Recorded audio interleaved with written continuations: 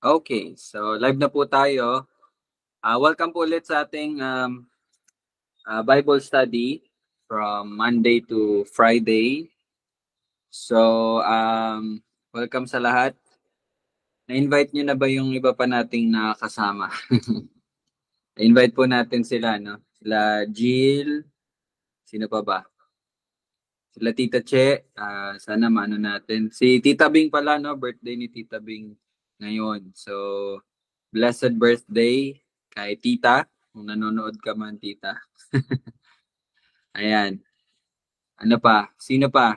Sila Arshan, wala pa. Okay. So, pa-remind na lang, no, Ara Joyce, kung nandiyan ka, chat na lang si ate mo. So, welcome po kay Lolo Myong. So, kasama natin si Lolo Myong. Nandyan. Okay, bago po tayo magsimula, mag-pray po muna tayo, no?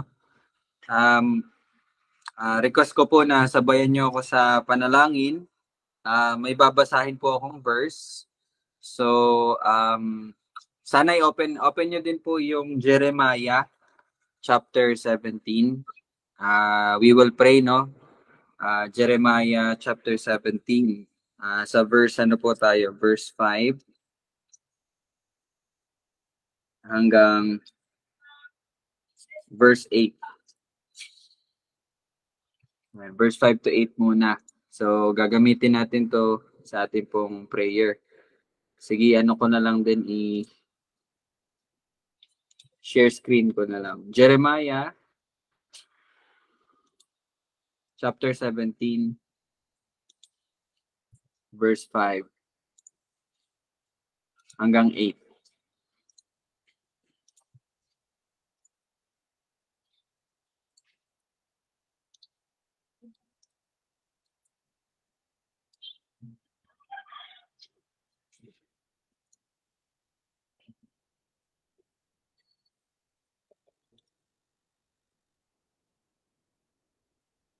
Ayan, kasama natin si Ate Jill. Hi Jill. Sige, okay lang na medyo naka-off muna yung cam ni Jill, no? Bago pa kasi. So later on, masasanay rin si Ate Jill. Mag-open cam na yan. Okay.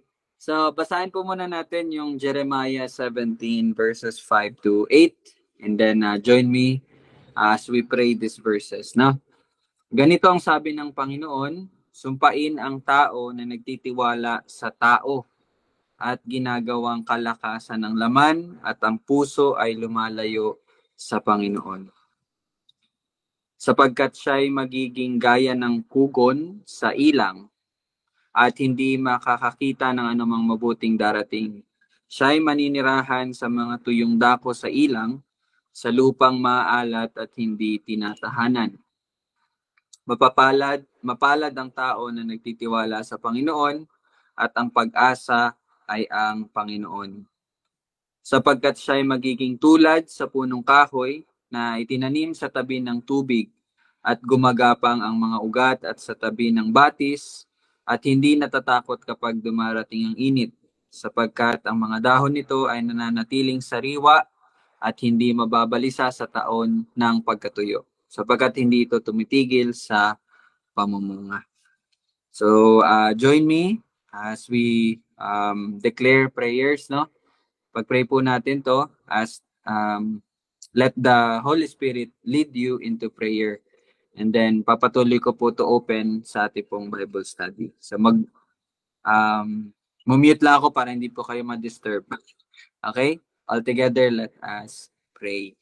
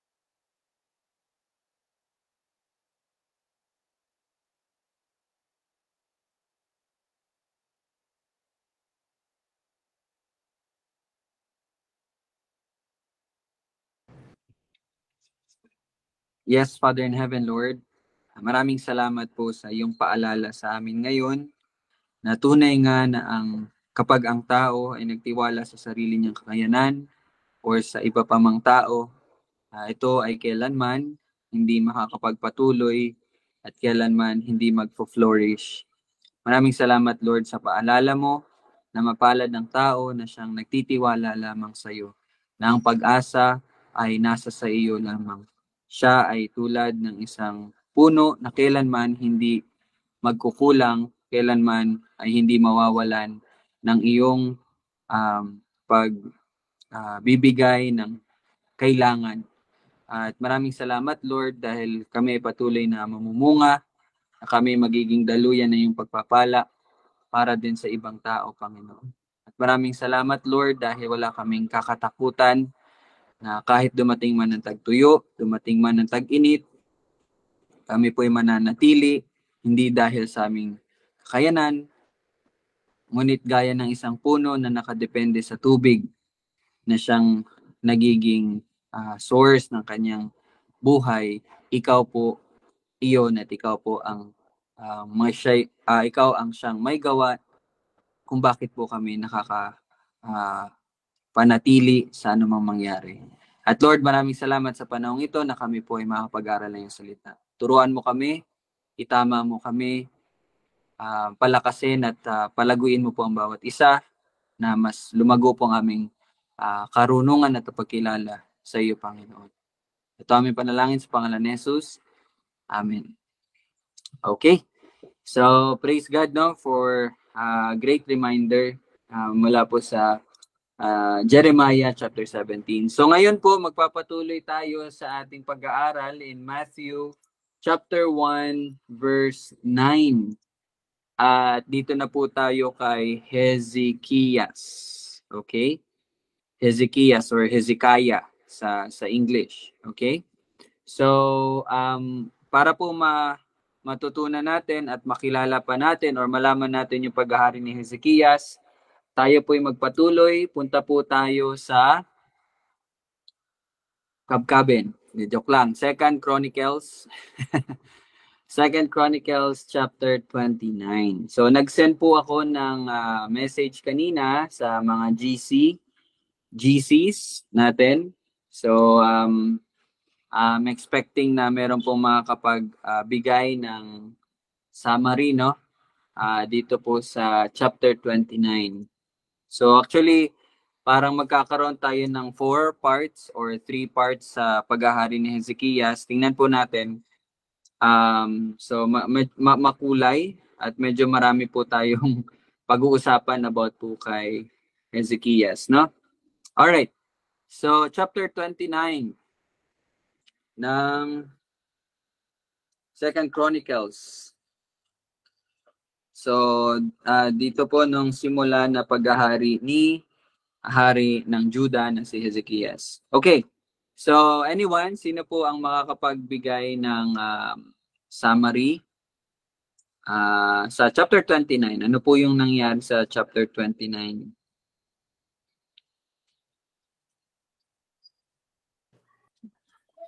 Yung mami. Ako na lang pala, tol. Sige. Sige. So yun, good afternoon. So alam ko naman nakapag-aral yung marami sa atin. So as summary lang So si Hezekiah na pala nung pinag-uusapan. Si Hezekiah ay anak ni Asa, At siya yung nagpatuloy sa linya ng mga hari. Saan ba? Juda o Jerusalem? Sa Juda. Okay. So, tama yung mga facts, Pag may mali, mag-rebat lang kayo. So, yung sa nabasa natin o sa naaral natin last week, nakita natin na sa mga huling tawag dito, pamamayagpag. Hindi pala pamamayagpag. Sa mga huling pag-ano ni Asa bilang isang hari, alam natin na yung tinatawag na temple worship o yung sa tahanan ng Panginoon o templo ng Panginoon ay pinalitan ng mga Diyos-Diyosan. So, sa nabasa natin sa verse 1 to verse 3 ng itong pinapag-aaralan natin ngayon. So, sa unang buwan ba? Sa unang buwan, basta yung pinakaunang ginawa ni Hezekiah, ang ginawa niya is nag-ano siya, kumbaga, tawag dito, kumbaga pinatawag niya yung mga pari, no? Pinatawag niya yung mga pari sa dahilan na gusto niyang i-restore, no? I-restore. Bakit po tinatawag na restore or reformation, no? So tinatawag na restoration at saka o reformation kasi may talagang itinalaga na tamang pagsamba. So yun yung dito, yun yung pinaka general theme ng verse 29 about Hezekiah or yung reign ni Hezekiah pagkatapos ng yung pag-reign ng kanyang ama na si Asa. Ay, Ahaz? Asa ba? Ay, teka lang wait lang. Ahaz pala, no? Sorry, Asa ako ng Asa. Si Ahaz pala, si Ahaz. So, ayun. So, sabi nga ni Utol, so, may 1, 2, 3 parts, So, kung ano yung unang ginawa sa paghahari or pagre-reign, no, ni Hezekiah. Tapos, napag-aralan din, nabasa rin natin na may mga may mga tao talaga na itinalaga din ang Haring Hezekiah, no? So, kung nabasa nyo, so merong siya galing sa lipi ni Levi, no? Ni Levi. So, ako sa pagkakalam ko yung lipi ni Levi talaga ang kumbaga itinalaga o pinili or chosen na magbigay ng service sa Panginoon. So, in our contemporary day, no, ginagamit rin natin yung service. 'Di ba? Tinatawag natin every Sunday sa His Community Church, anong tawag natin? Lord's Day Worship Service. So, yung service po na yon ang sinasabi dito. So, merong mga itinalaga ang Panginoon. So, yun yung isa rin yung sa pag-aaralan natin sa verse na to. Kung sino yung mga yon at bakit sila ang itinalaga ng Panginoon. Pagkatapos yung nandun na yung tao na magtatalaga ay itinalaga, tapos may ginawa yung mga tao na yon at yun ay ang anong term kasi sa English ko binasa yung consecration. Ano yung term na yun sa ang Biblia? Pagpapabanal ba yon or pagbibigay sa grado? Pagpapabanal, So pag sinabing consecration, pagpapabanal, ibig sabihin ang isang bagay ay nagiging banal lamang, no? Kapag ito ay ayon sa salita ng Panginoon, ayon sa kanyang commandment, no? Kaya isa rin sa mapag-aaralan natin muli ngayon as we read through chapter 29 is maaari ba na tayo in our contemporary age or contemporary times, are we worshiping God? Kumbaga, worshiping God as, kumbaga, is our worship holy or pinabanal ba or consecrated ba? So, ayun.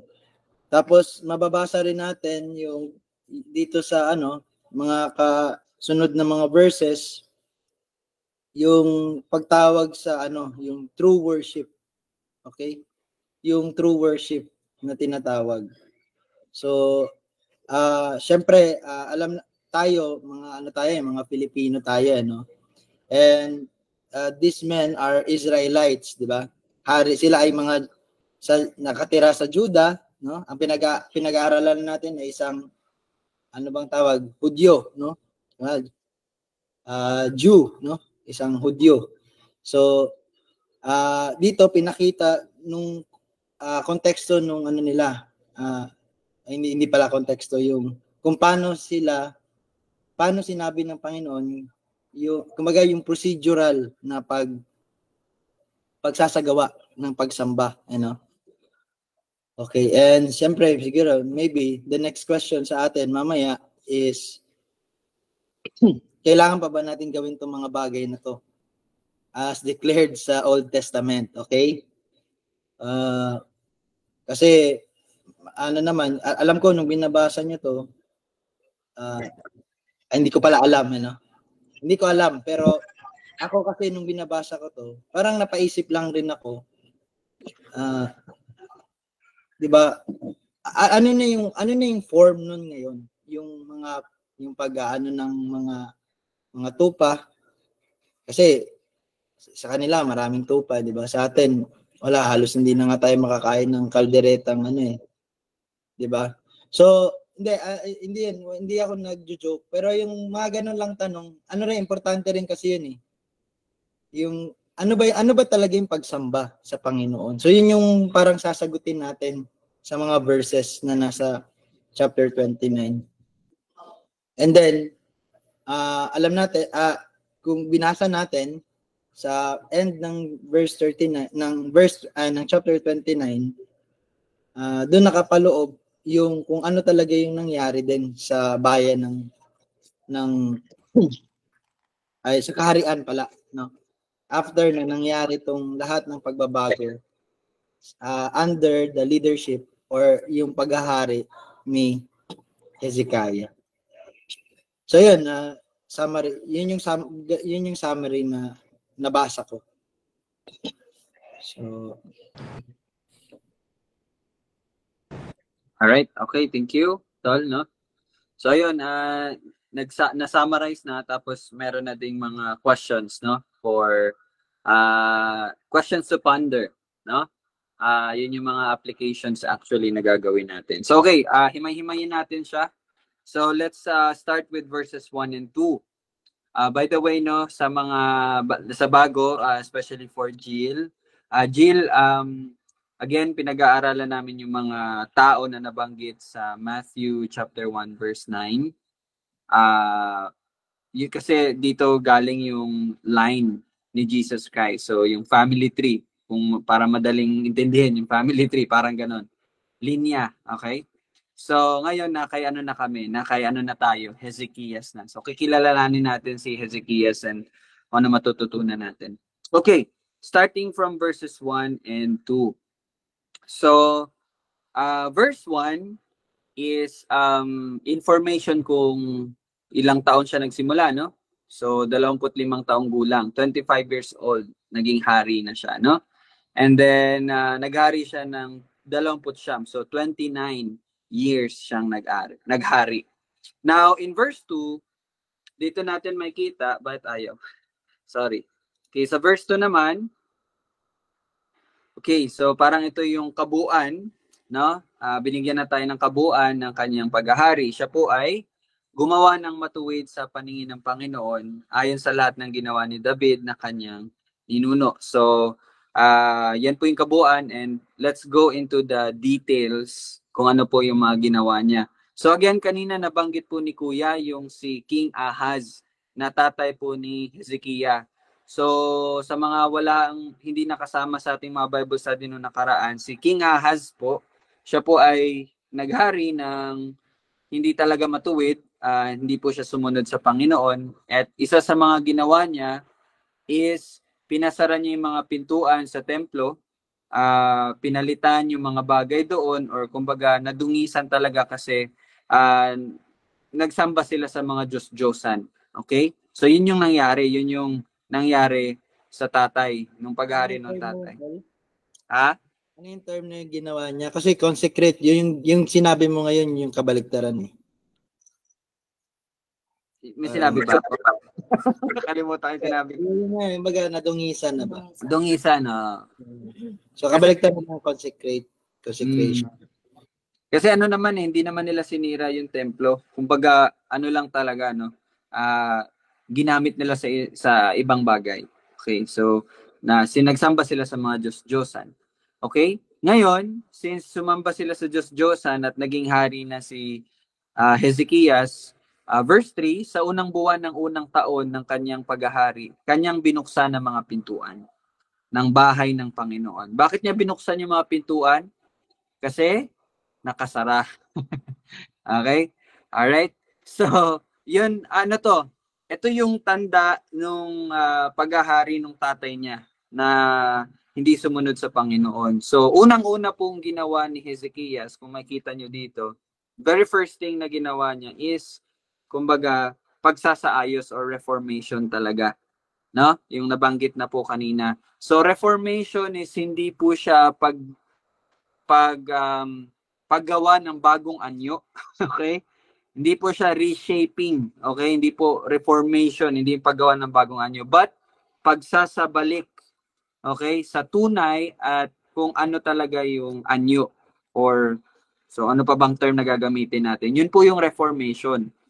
So kung mapapansin nyo po, tayo rin po tinatawag natin ng ating mga sarili bilang mga Reformed Christians or Reformed Baptists, no? Wag po kayong malito sa Reformed, no?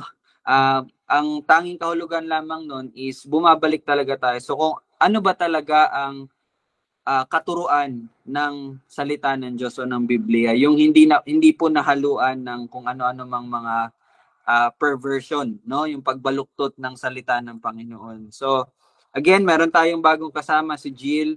Ayan, Jill, kung tatanungin mo kami or tayo, no? Ano ba yung ano nyo? Parang, ano ba, denomination or ano bang klaseng Kristiyano ka? Anyway, so sa ngayon, gagamit lang ako ng mga words na Reformed. No? We are Reformed Christians kasi nga, binabalik talaga natin kung anong turo sa Panginoon, sa Biblia. Okay? So yun din po ang ginawa ni King Hezekias. Bago ang lahat, inayos niya muna, reformation muna. Okay? So kinumpuni ang mga nasira at yung binuksan na po yung mga pintuan. For yung templo po pala is a place where kung saan po sila nagwo-worship sa Panginoon. So may tanong nga po kanina, ganun pa rin po ba ang gagawin natin? Ganun po ba ang pag-worship natin ngayon? So later on natin po yung ma-uncover lahat. Okay? Verse 4. So, para po ayusin or magkaroon ng reformation, may tinawag, no? May mga taong itinalaga si King Hezekias. Now, sabi po dito sa verse 4, kanyang ipinatawag ang mga pari at mga Levita at tinipon sila sa liwasan sa silangan. Okay. Tol, bigyan natin sila ng chance, no, na parang review lang. Pwede nyo po bang masabi bakit kaya yung mga Levita ang tinawag ni Hezekias? Bakit hindi po ang mga taga-Kabkaben, no? Bakit mga Levita ang tinawag?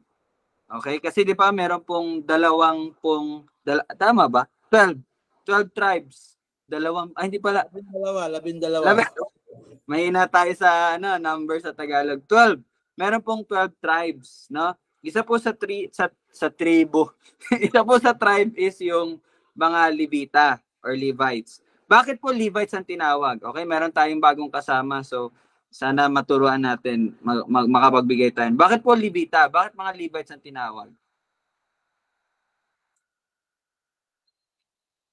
Yan si Lolo. Sige, Lolo Myong, click mo lang yung parang mic dyan. Siyempre, yan eh. Silang tinalaga ng Panginoon eh.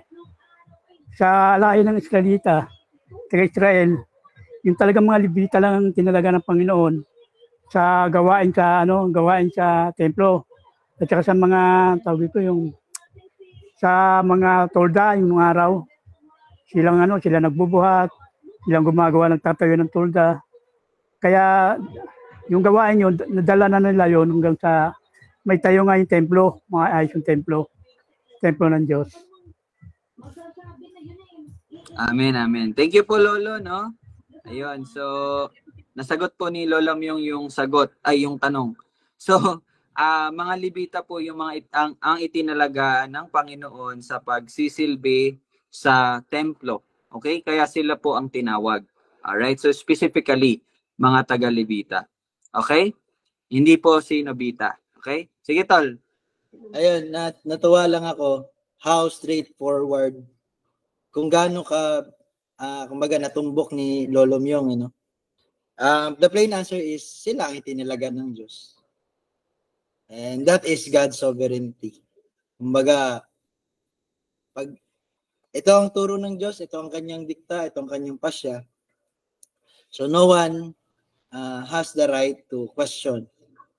No? Walang magtatanong kung bakit si Levita. No, tinanong natin for the sense of discussion. Pero wala talaga nagtatanong, bakit yung Levita? No, ayon yan sa pagtatalaga. Kumbaga, all things are preordained by God. No? He is sovereign over all. So yun lang, nakakatuwa lang yun. Sana yun ang mapagbulay-bulayan natin. No? Pag nagtatanong tayo about predestination or the doctrine of predestination. Sana ganun din, kumbaga, maalala natin na in the old times, the God that is in the old is still the God that is now. No? He is unchanging. He is immutable. No? Hindi siya Teenage Mutant Ninja Turtle. Ano? So, He is immutable. Hindi nag-mutate ang God. And that's why He is perfect. No? He need not change. No? Sa world, what is constant change. No? But a perfect one, or the perfect one, needs not any change. No? Kaya nga, di ba, ano yung sulat ni Juan sa mga ama? No? Sinusulatan ko kayo dahil kilala nyo siya noon pa. No? Siya na noon pa. So, yun. So, it is the same God. That's why the beauty of Reformation, babalikan at babalikan natin, sino ba talaga itong ating sinasamba? At ang sagot doon ay ang Diyos ng mga Israelita. No? Wala na tayong ibang pupuntahan. Kaya pag sa ibang Diyos ka nila sinasanay, meron pa silang kung tawagin Jehovah. Okay, pero hindi tayo nagdidebate about ano talaga ang pangalan ng Panginoon, hindi 'yon, no? Ang binidebate natin is kung ano talaga ang pangalan ng Panginoon. Medyo nakakalito, pero sino ang Panginoon, no? At ang Panginoon ay siyang nagsabi na ang mga Levita ang magsiserve sa kanyang templo. So, ayun lang. Kumbaga, you see how laging may order, no? May yung kaya preordained predestination. That's the beauty of God's sovereignty, no? Kaya hindi ka talaga maliligaw when you are a reformed. Sabi nga ni Rel, no? So, kay Ate Jill, so, pag tinanong ka, from what denomination, you can say, you just simply, Christian. And who is a Christian? A reformed one, meaning bumabalik at bumabalik sa salita ng Diyos. Okay? So, yun lang talaga, yung salita ng Diyos lang talaga to. So, yun lang. Salamat, Lolo Myong. Ayan, thank you, no? So, ayun, thank you. Lang madagdag eh. Alright. So, hindi, lang tol, napanood mo ba yung Hindi. Napanood mo yung sa kanila? Yung sa kanila, nino? Who's that? Yung dati. Ay, yung ngayon nila? Hindi pa ako updated sa ngayon eh. Okay. Pinanood ko yung atin. Pinanood ko yung sagot kasi yun sa doon. Anyway, papagmana mo na lang mamaya. Okay, anyway. So, thank you. Lolo Myong din sa pagsagot. So, ayun po. Sila ang tinawag kasi po, sila po ang tinalaga. Again, nakikita natin dito yung sovereignty ni God. Wala na pong tanong-tanong, bakit yung Levita? Bakit hindi si Judah? Bakit hindi si Benjamite? Bakit hindi si So we cannot ask God, no? Because He is sovereign over all. And He is perfect sa kanya po mga tinalaga. Okay? Huwag po natin papangunahan ng Panginoon. Anyway, so dito, may binigay po na instruction si Hezekias, no? Sabi ni Hezekias sa kanila, pakinggan ninyo ako mga Levita, magpakabanal kayo ngayon at pabanalin ninyo ang bahay ng Panginoon, ang Diyos ng inyong mga ninuno, at ilabas ninyo ang dumi mula sa dakong banal. Now, maybe, siguro matatanong natin, paano or ano ba yung pagpapabanal na binabanggit dito ni Hezekias, no? At bakit kailangan muna nilang gawin ito? 'Di ba meron silang assignment, that is to ayusin yung templo. And before nila 'yun gawin, ito yung dapat nilang preparation, that is magpakabanal, no? At and then pabanalin nila yung bahay ng Panginoon. So anyone po, baka meron pong ma-share. Ano po yung ibig sabihin ng pagpapabanal dito? No? Kasi maybe siguro iba sa atin, medyo hindi pa na-imagine yung ano bang ibig sabihin pagpapabanal, or baka pag naisip natin yung pagpapabanal, yung dapat kumikinang ka na nasisilaw na. Baka ganun yung mga naintindihan natin about dito. So, paano ba? Ano ba yung pagpapabanal na binabanggit dito? So, I think, sige tol.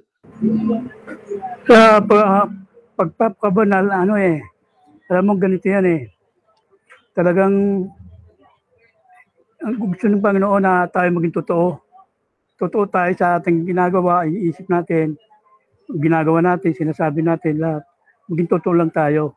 Saka hinahanap ng Panginoon Diyos yung hindi masunurin tayo sa kalooban niya. Yun para tayo maging banal. Nasa sa atin na, nasa tao na yun. Basta sumunod lang tayo sa kalooban niya. Gawin na natin yung tama, yung naayon sa kalooban niya. Ganun lang.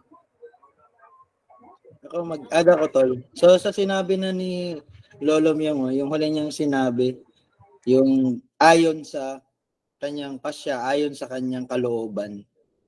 So para hindi tayo ma-confuse, yung pagiging banal po, hindi po yun yung ikaw na yung pinakamabait sa buong mundo.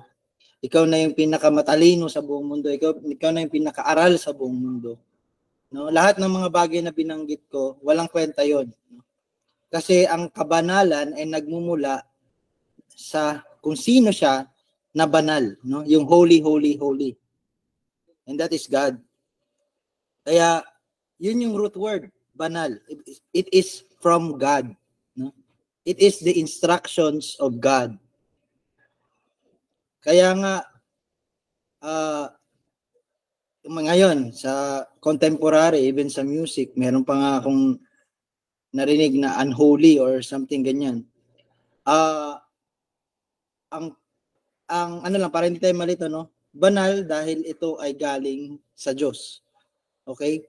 It is His instruction. If it is not His instruction, then it is not holy. No matter how you label it holy, wala, hindi yun magiging banal. Kaya, let us learn from Leviticus 10, dun sa Nadab and Abihu, yung strange fire, sabihin, hindi siya banal sa Panginoon. Kaya, sinira sila ng Panginoon, tinupok sila ng Panginoon. So, yun, gawing banal ang inyong mga sarili, ibig sabihin, bumalik kayo sa Panginoon. Okay? Repentance. Yun yung word po na repentance. Yung repentance po, hindi lang yan basta pagsisisi sa mga kasalanan. That is the contemporary meaning of the word repentance. Magsisi. Which is tama naman. Pero the more accurate term for repentance is turning to God. Ibig sabihin, pagbabalik loob sa Diyos. Pagpapabanal ng inyong mga sarili. Pagpapabanal sa inyong, pagbabalik doon sa banal, holy, holy, holy. And that is God Almighty. Yun lang.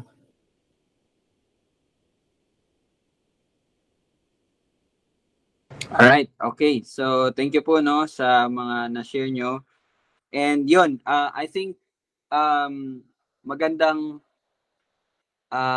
paalala at pagpapaintindi yun sa atin, no?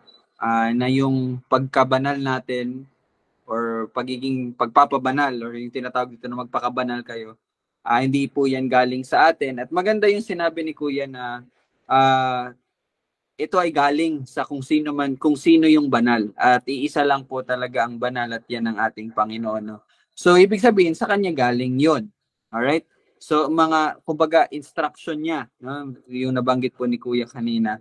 And kung babalikan po natin, kumbaga kung ang gagawin po natin is, isipin po natin na tayo po ay nasa panahon ng Chronicles, na yung sinulat ito or nandito tayo sa panahon nila. Ang tinutukoy po dito na ni King Hezekias na pagpapabanal is yung kung paano nila nililinis yung sarili nila in the Old Testament, in the old worship na time. Kaya nga maganda yun na mamaya or bukas pag-usapan natin kung yun pa rin ba ang gagawin natin. So para malaman po natin paano ba sila nagiging banal sa mata ng Panginoon bago sila pumasok sa templo ng Diyos, no? Bago sila magsamba. So, nabanggit ni Kuya yung Leviticus kanina. Doon natin makikita yung mga instruction ng Panginoon paano po i-consecrate or paano nila papabanalin itong mga priest ng mga pari yung sarili nila bago sila maglingkod sa templo. So, hindi ko masyado na paghandaan yung verses, pero I think sa mga nagbasa na sa Old Testament, you know na paano, 'di ba, yung mag-aalay sila ng kumbaga maghuhugas, kumbaga hindi lang to yung yung proper na sequence, sorry, pero ito yung mga ginagawa nila. Maghuhugas sila, then yung damit nila, papalitan nila, merong pong specific na damit na kanilang isusuot. Tapos mag-aalay po sila para sa mga sarili po nilang kasalanan. So, basically in the Old Testament, yun po yung pag-aalay, no? Yung yung blood, yung dugo mula doon sa inaalay nila, yun po yung wiwisik po sa kanila para po malinis sila. So that's in the Old Testament. And again, yun muna yung natin, mamaya or bukas pag-usapan natin kung ano na ba, applicable na ba siya sa panahon natin ngayon. So naintindihan niyo po, yung instruction po ni King Hezekiah dito sa mga pari na magpabanal is alam na po talaga ito ng mga pari. Kasi ito talagang ginagawa nila nung sila po ay, every time na sila po ay nagsisilbi sa templo. So, yun po ang sinasabi dito. Okay? So, and then yun nga, inayos nila yung mga, tinanggal nila, no? Inilabas nila yung mga bagay na hindi po, di kasali sa instruction ng Panginoon when it comes po sa sisilbi nila sa templo. Okay? So proceed tayo, no? And dito sa verse 6, dito kumbaga nagsalaysay si Hezekias, bakit ano bang nangyari? No, sapagkat ang ating mga ninuno ay hindi naging tapat at gumawa ng masasama sa paningin ng Panginoon nating Diyos. Kanilang pinabayaan siya at inilayo nilang kanilang mga mukha mula sa tahanan ng Panginoon at sila ay nagsitalikod. Okay? So, yun po yung dahilan, no? Kanila ring isinara ang mga pinto, ito na napag-usapan na natin kanina, at pinatay ang mga ilawan. At hindi nagsunog ng insenso ni naghandog man ng mga handog na sinusunog sa dakong banal para sa Diyos ng Israel. So ibig sabihin po, dito binibigyan tayo ng information ni King Hezekias na nahinto po talaga yung pagsasamba sa Panginoon. Okay? Kung paano po sinasamba ang Panginoon during that time. Okay? Kung paano po sinasamba. Kumbaga, na-stop po talaga sila. Kasi nga po, nag-worship sila sa mga Diyos-Diyosan. Okay? So, because of that, sabi niya, kaya't ang puot ng Panginoon ay dumating sa Judah at Jerusalem at ginawa silang tampulan ng sindak, pagtataka at pagkutya, gaya na nakikita ng inyong mga mata. So, ito po yung consequence, yung parusa ng Panginoon dahil po sa kanilang pagtalikod. Okay?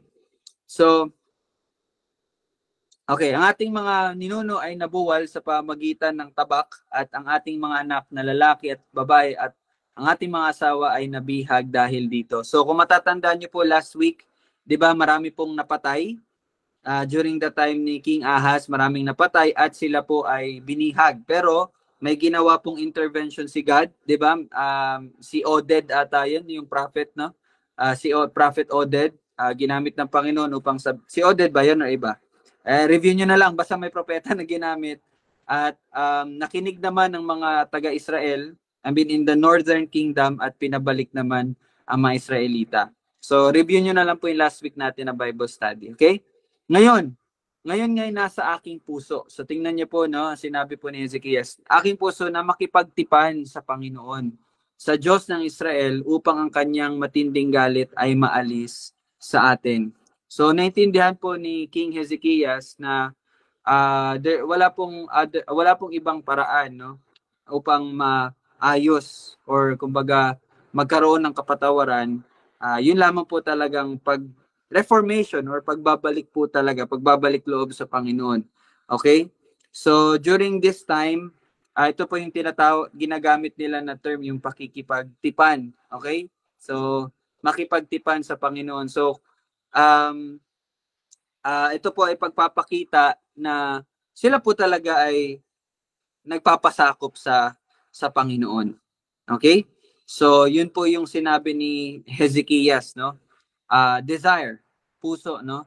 Doon po magsisimula talaga sa puso. Pero again, we praise God kasi naintindihan natin na it is God's sovereignty na siyang nagbigay ng bagong puso sa bawat isa, no? Pero for now, medyo magpapatuloy lang muna ako sa story. Focus lang po muna ako sa story, okay?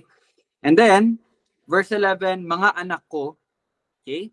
Huwag kayo ngayong magpabaya, sapagkat pinili kayo ng Panginoon upang tumayo sa harap niya, upang maglingkod sa Kanya at maging Kanyang mga lingkod at magsunog ng insenso sa Kanya.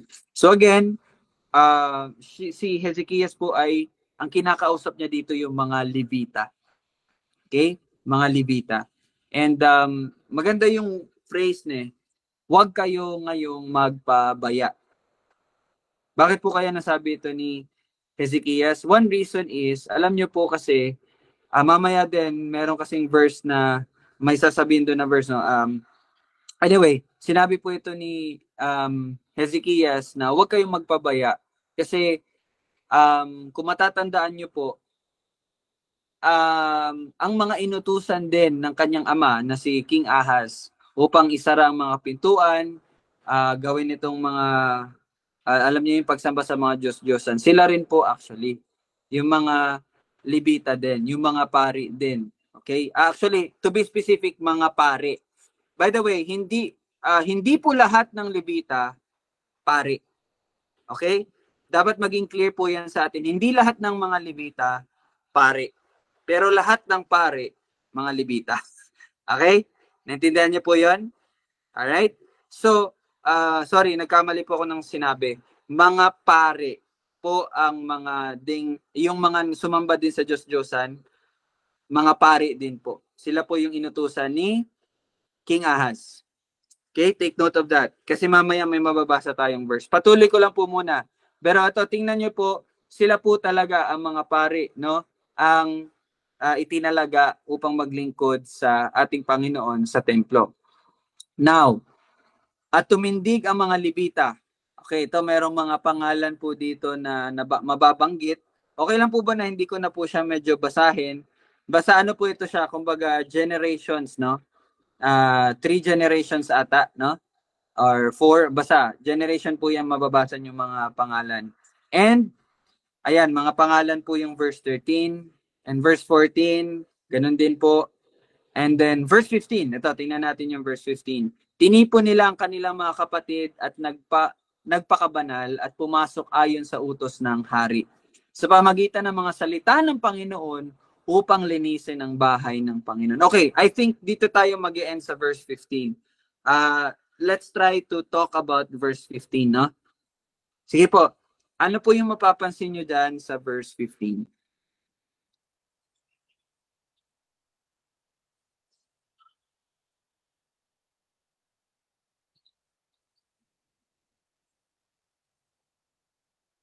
Si Yana, ayan, si Yana parang ready si Yana eh.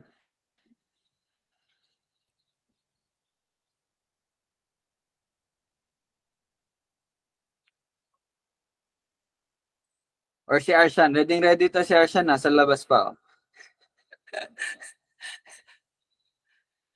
Bumuboto pa siguro to. Bilangan na, di ba? Okay. O, watcher ka dyan. Anyway. Sige po. Ano pong mano niyo sa verse 15?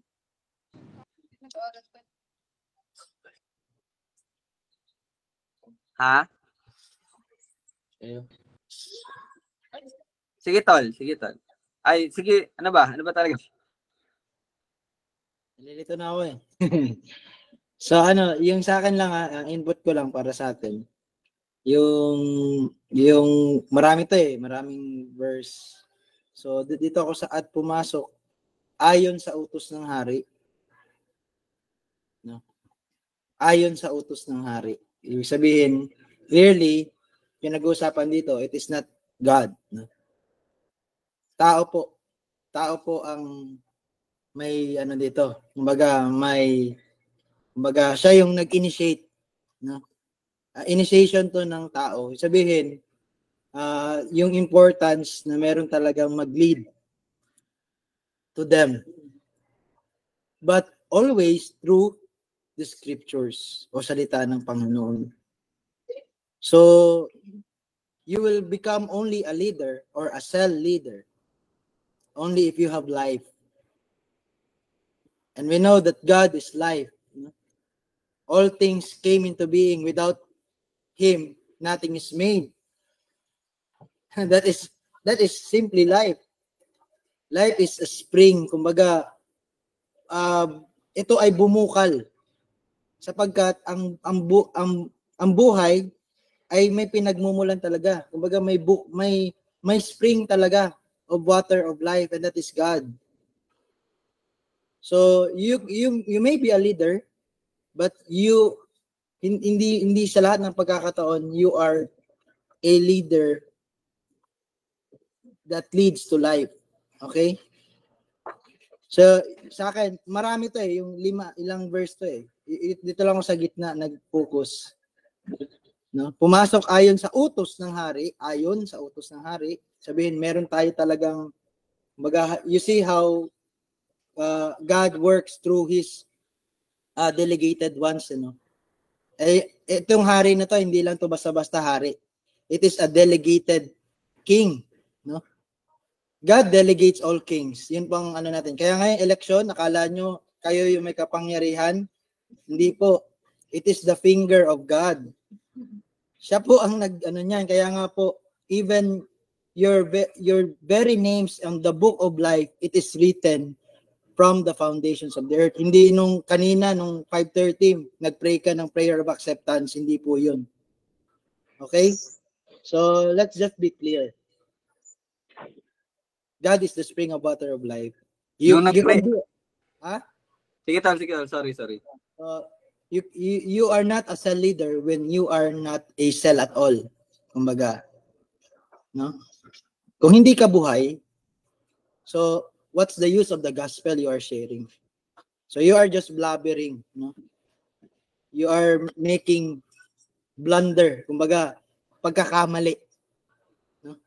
Puro pagkakamali lang 'yan. No? So, sa akin, yun yung talagang tumatak sa akin sa verse na 'to eh. Ayon sa utos ng hari. No? Not the King of Kings, but yung hari. Ikaw, you are a leader. So, yan lang. Sana marinig, no, ng mga dapat nang may pandinig. So, yan. Okay, no? Sasabihin ko sana kanina, yung kapag nag-prayer of acceptance ka na, nasusulat na. Nag-a-appear yung name mo kasi nag-prayer of acceptance. Ako, I am a witness talaga.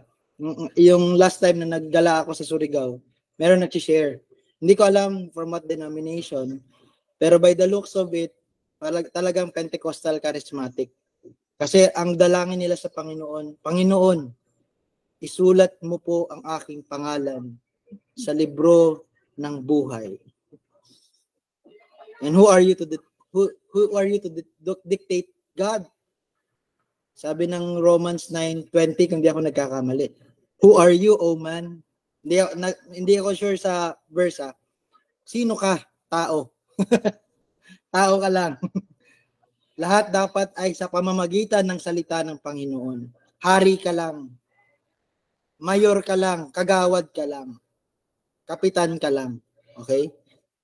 So, sana yun yung tumatak sa atin. Okay. Alright, so yes, no, yun po talaga din yung gusto po natin i-highlight, no.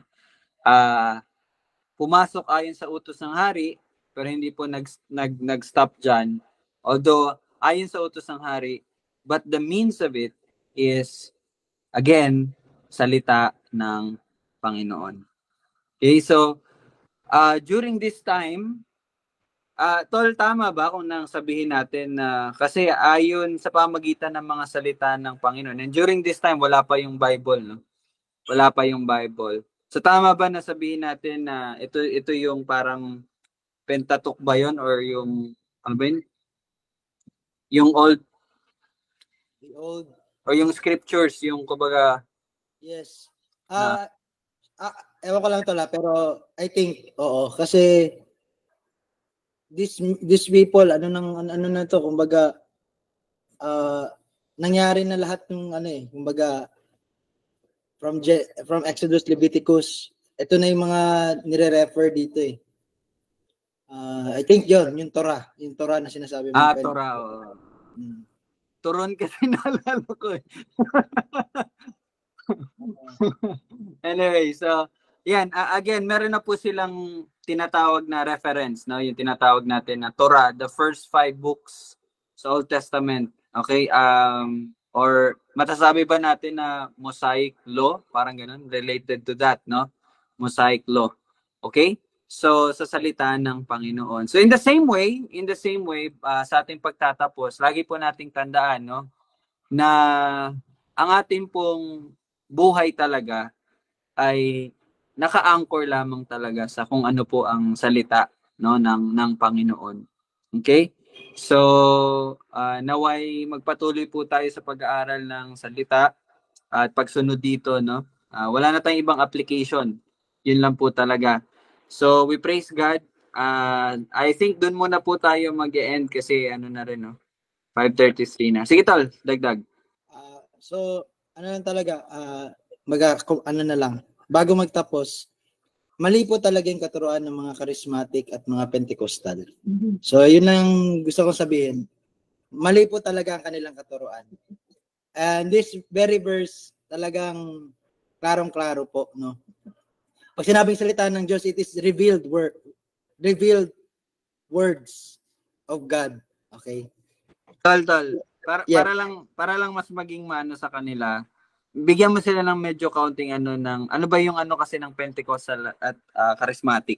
Ang madali nyo sila makita kapag ganito ang kanilang phrase, ang sabi ng Panginoon sa akin. Okay? Kumbaga talagang meron talaga silang personal, intimate relationship with God na sila lang. Okay? Maling-mali po 'yon. When we talk about the Torah, tinanong mo kasi Tole, anong ibig sabihin ng salita ng Panginoon? Ito ba yung Bible? Well, basically, wala pang John MacArthur Bible dati. Wala pang mga ganun. Kaya parang napaisip ako, oo nga no. And bigla akong pumasok sa sarili ko, yes, it must be the Torah. Kasi if it's not revealed by God, then it is not the Word of God. If it is, kung ito ay kumbaga, ito ay nakatago, meaning it is not the light on a lampstand. It is not the Word of God. Kaya pag sinabi mo, mali ka kasi ang sabi ng Panginoon sa akin kanina sa Bible, sa quiet time ko, ito eh. So yun pa lang na statement, it is mali na agad. Bakit? Sino ka ba? No? Are you one of the prophet? Are you his apostle? So yun, mali po ang katuruan ng Pentecostal. Actually, Pentecostal is the exact opposite of our theology, the Reformed one. Okay? So, yun lang. So, paninira na naman, Tol. Puro paninira na lang ginagawa natin. Pero, yan. Sino bang unang sumira, di ba? Si Ahaz ang unang sumira. Binabalik lang natin. So kung gusto nilang sirain ulit, ibabalik at ibabalik natin. So sino ang sumisira? Hindi tayo, kundi sila. Sila ang mapanira. Okay? Yan, sana po naririnig po, no, ng mga may pandinig. Okay, sana naintindihan po natin iyon. Again, medyo bigyan ko lang, sorry na, medyo nag-extend tayo konti. Again, because Pentecostal and Charismatic, kiniklaim po nila na mayroong revelation sa kanila ang Panginoon. Na hindi po yung revelation na parang pero yung revelation talaga na nagsasalita si Lord sa kanila, or iba pa nga, di ba, may mga vision pa. So, yun po. Pero it's very clear, yung sinasabi po na revealed word of God. So, yun po yung mga nakasulat na hindi na po natin kailangan bigyan ng bagong interpretasyon, because it has its interpretation, and that is from God. Okay? So, yun po. Alright, so thank you po sa lahat ng mga nakasali. At magpapatuloy po tayo bukas. Please continue to read chapter 29. Isama nyo na rin po yung 30 para po mas lumawak na po yung discussion natin din bukas. So salamat din, Tol, no? We praise God dahil nakasama ka din.